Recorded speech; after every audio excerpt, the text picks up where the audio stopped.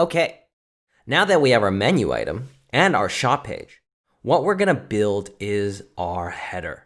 We need an easier way to navigate between our pages, and we wanna build this component in such a way so that it's always present, no matter what page we navigate to. Now, we wanna do it in such a way that we don't have to put header on every single page component that we have, but that's really easy with React Router DOM.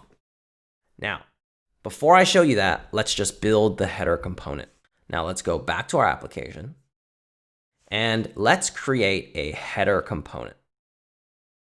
And in our header component, we are going to have the usual suspects. We need a header component.jsx and a header styles.sass.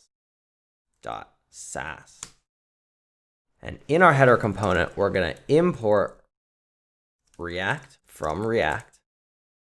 And we're going to import our style sheet in. Now, our header component is going to be a functional component. And it's going to have a div that contains our header code.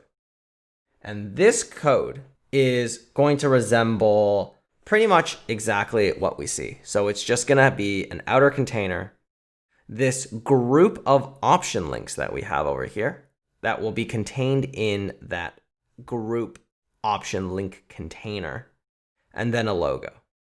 So what we're going to add here is a class name of header. And then we are going to create our logo. So our logo will link to the home page when you click it. And the way we do that is we import in link from React Router DOM. And then we will just put link in with the 2 pointing to our homepage route.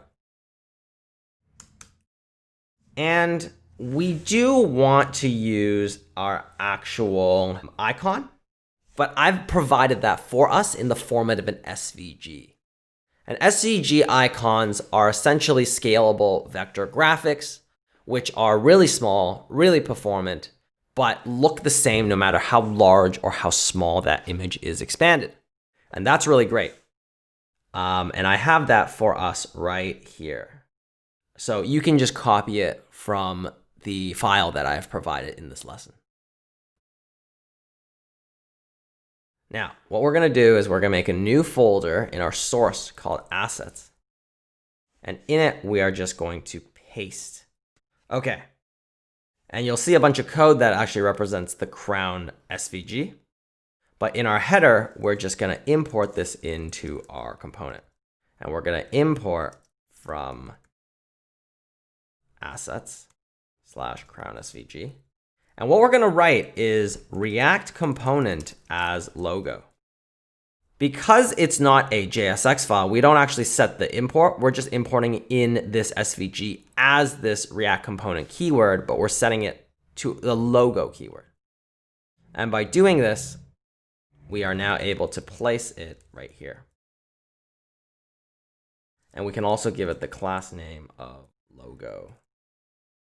And our class name for our link will be logo container, because we want that container to have some style on it as well.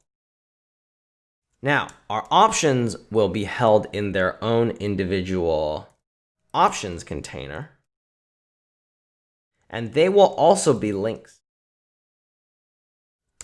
And they will point to our shop and have the class name. And inside, this first one will be our shop. And then our second one will be contact.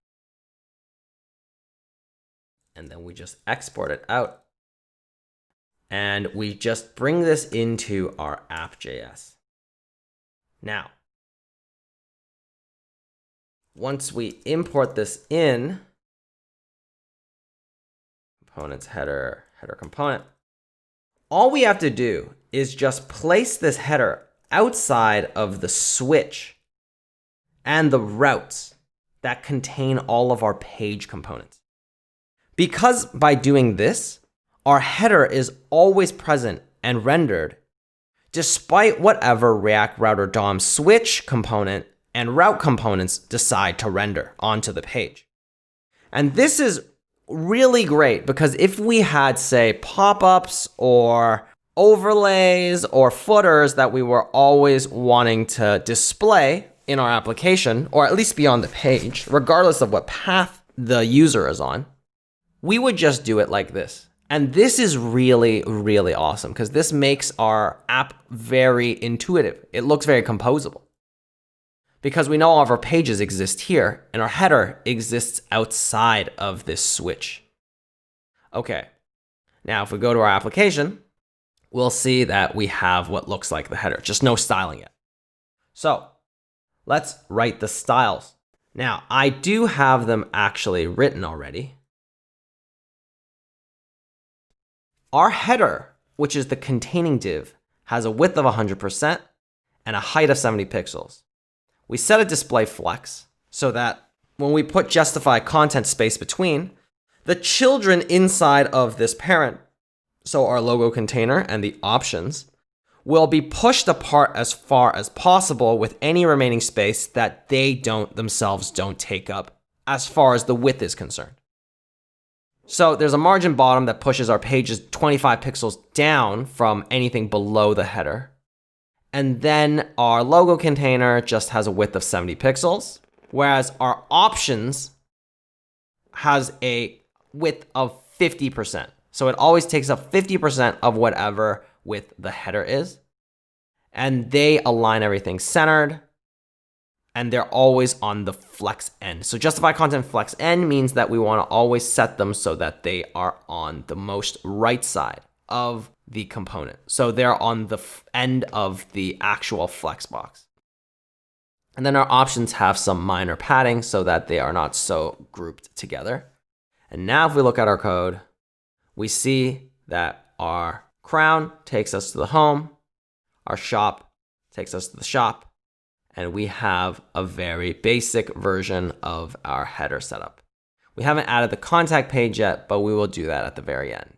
What we should do though is we should modify our link tags that we use as our options to not have this underline or this purple color that comes with an A tag.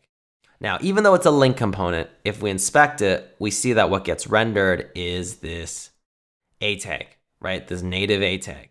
So we know that React Router DOM actually modifies the A tag and then gives it the functionality inside of itself to do the behavior. So in order to do that, we have to actually modify our app.sass, and we can do this right here by setting text decoration to none and the color to black. We could just target selectively the link itself inside of our header component by targeting, say, anything with a class name of option, but we want it so that none of our A tags actually have this text decoration because we will probably never use a native A tag.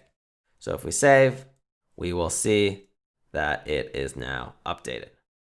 Okay, now the last thing we need to do is just commit our code before we finish styling our header, because in the next section, we will be including our sign-in page and our sign-in button. So let's go back to our terminal. Let's see what we have. So we'll just add our code, adding header component and links to home, the shop page, and then we'll just get origin master. Okay, now let's build that sign-in.